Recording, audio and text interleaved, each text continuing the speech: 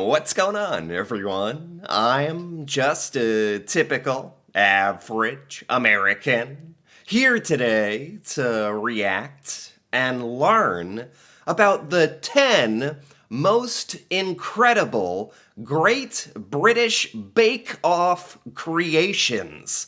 So today, I want to take a look at a popular British TV show that I have heard the name of before, but I've never actually seen this show ever. And from what I understand, just like the name implies, this is a baking competition show that is very, very popular in Britain, and these are the 10 greatest creations from the show, according to Watch Mojo UK. So let's take a look. Number 10, Nancy's Summer Pudding, Alaska. Ooh. This episode of the 5th series of... What is this? What the heck is this? What is this thing? I know that pudding, we're starting out with pudding. I know pudding is very, very different in Britain from the pudding that we think of in America. GBBO contains perhaps the most dramatic moment in the show's history, known affectionately as Bingate, where Ian's dessert was accidentally left out on a very hot day and he dramatically tossed it in the bin. Ian, you have to present... You look at it, how it comes in. Oh, this is like a reality TV baking show, isn't it? So I didn't realize they threw in all this drama. They left out the dish and it melted and he throws it away and oh wow. It's not just people baking. There's more drama to it. Okay. In the same challenge, though, the eventual winner of the series, Nancy, Ooh. produced a lovely summer pudding, Alaska, amid all the chaos. So this is the dish. I've never heard of a summer pudding, Alaska.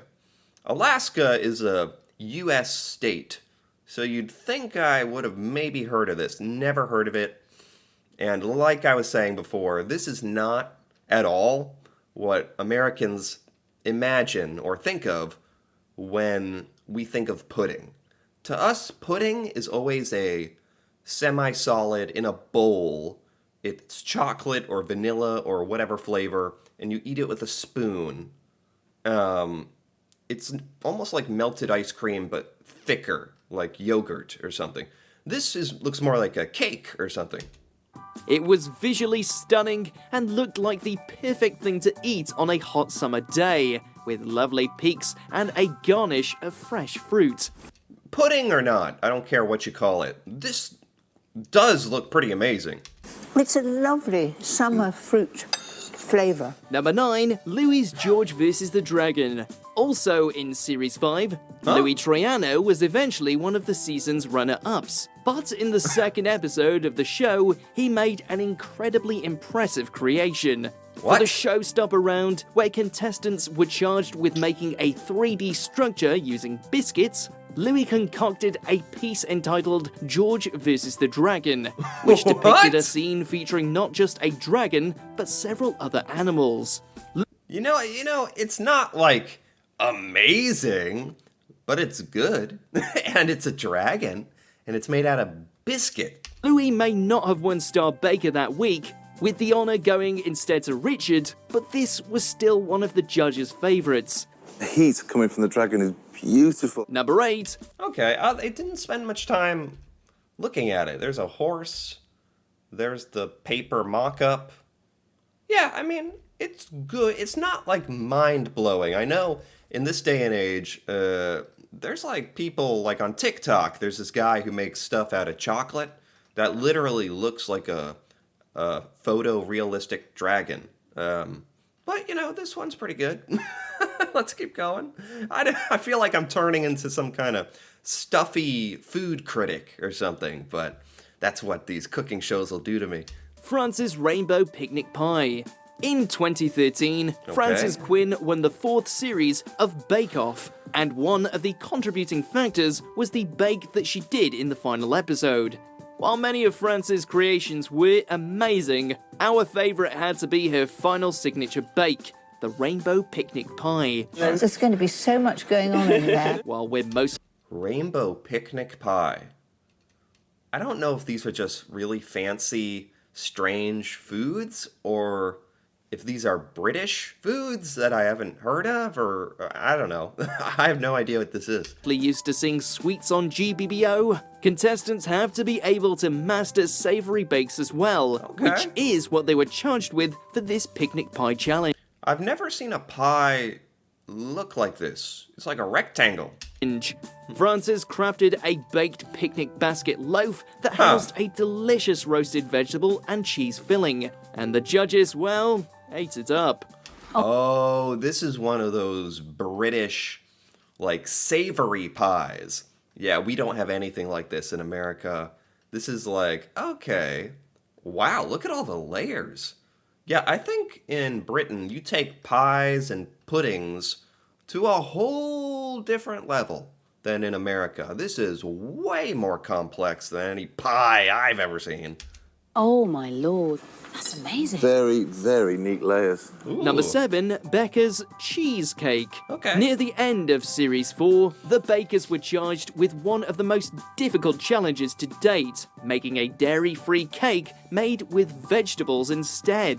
It's got to be dairy-free. No butter, no cheese, no milk, inside or out, none of that. Becca took a tongue... Really? So the show is every episode they get like some kind of unique challenge that they have to create some kind of amazing dish. This one just sounds outrageous. in cheek approach to the assignment and created a spiced butternut squash and pecan cheesecake, Really? which she crafted to look like a cutting board with a wheel of cheese and several mice atop it. This is some of the others have been objectively good food creations. This is the first one that's like artistically impressive and like, wow, that's not something you ever normally see. A big fake cheese cake. Ruby beat her for Star Baker, but there was no question that this was the most impressive bake of the week, at least as far as visuals go. Yes. There's just no flavour. It's like an aftertaste, sometimes, of ginger. Number 6. Yeah, that is the problem, isn't it? Some of the others before looked like they would be delicious. And that is the point of food, isn't it? Whereas this one kind of focused on the aesthetics, the really cool cheese, like sculpture almost. So I don't know. It's nice if you could add both, but I can see why that one did very well. It was visually impressive. Paul's Bread Lion. For the Bread Showstopper Challenge in What? Series 6, the contestants had to make a 3D sculpture using 3 types of dough, What? including one that was filled. You say you're going to do a lion, it's got to look like a lion and not What? like a dog or something like that. Not only that, but they only had 5 hours I love this. Again, it's like are these professional chefs? I don't know. This is good. Maybe I'm just being too harsh. Like maybe I expect the bread lion to look literally like an anatomically correct lion. This is very impressive. And it's made out of bread. to pull it off. Paul came through with a King of the Jungle creation that wowed the judges and audience alike.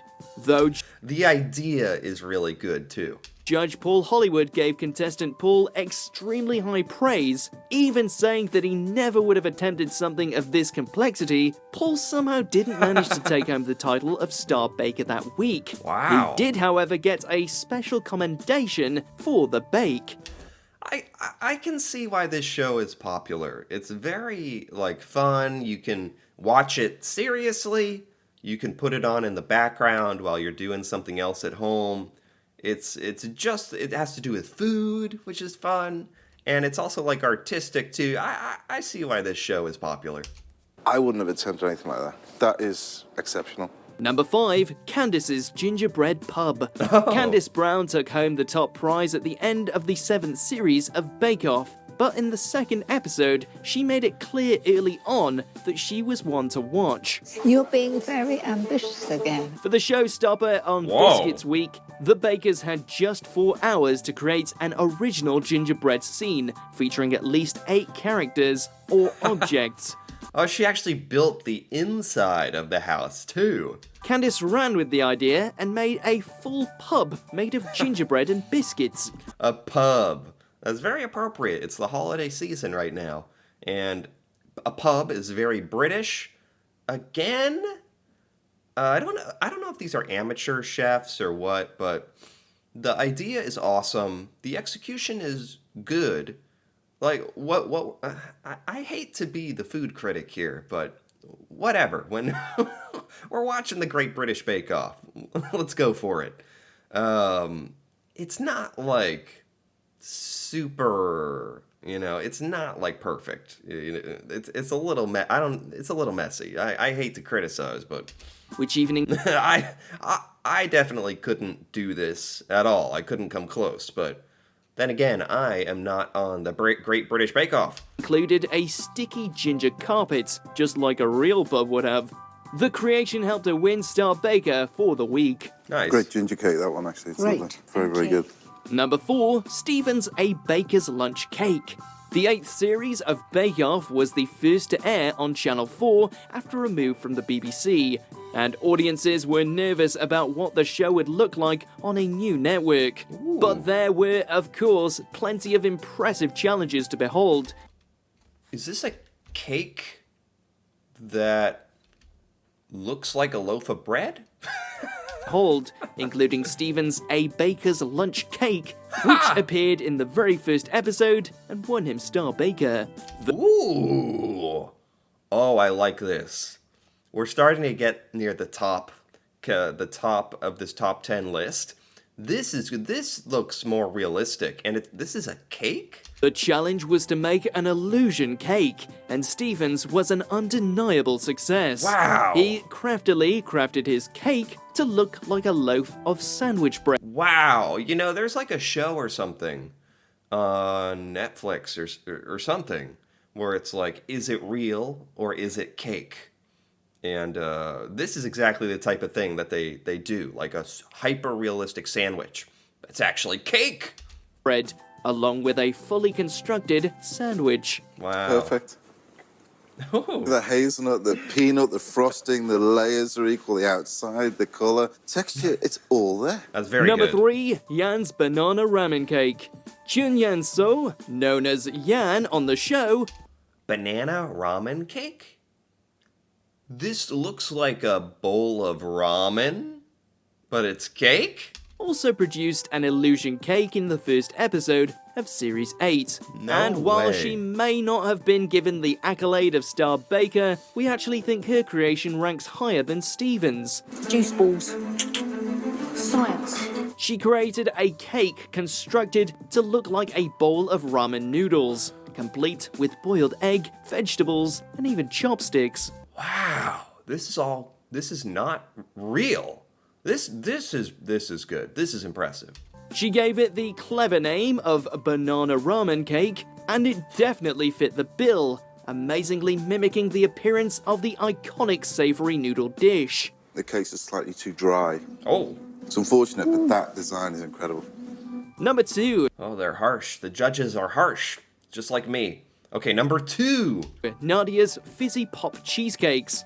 Nadia Hussein is perhaps the most beloved Bake Off contestant of all time, Oh. so it's no surprise that one of her There's like people that are on the show for a whole season competing, and there's favorites. There's contestants that are like famous from this show, and okay, I see. It's not like it's a different cast of people every episode.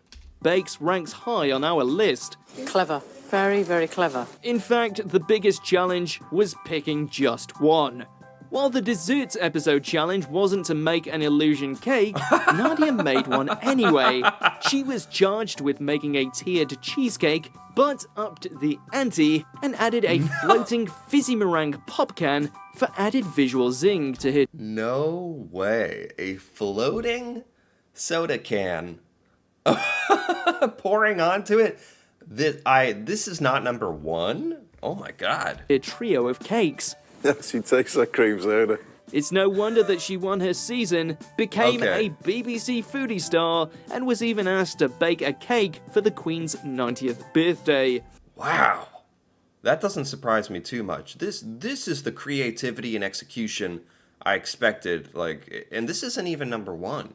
That's ingenious. Well done. Well done. Thank you, Nadia. Number 1, Christine's Bavarian Clock Tower. In the Okay. 5th episode of Series 4, the bakers were asked to make a biscuit tower for the showstopper round. The instructions Okay. weren't overly specific, letting the bakers get creative, with the only constraint being that it had to be at least 30 centimeters high. Constraint being that it Is this worthy of being number one on the entire list? I was expecting, based on what we've seen so far, they've been getting progressively better and better. This shortbread Bavarian clock tower, it's nice. It's well done.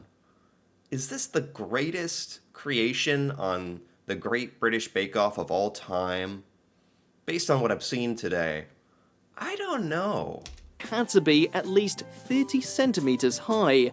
I achieved what I wanted to do.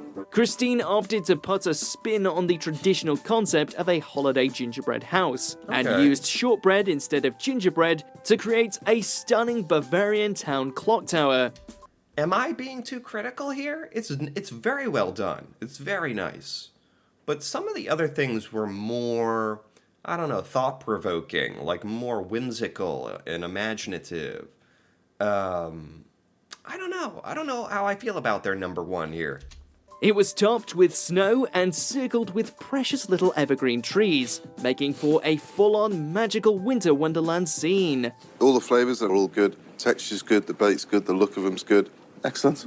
Do you agree with our Maybe it tasted amazing or something, and it was the best combo of visuals and taste. I don't know, but this was just really fun for me. Like I said, I've never actually seen this show before. I've heard about it, like the name, The Great British Bake Off.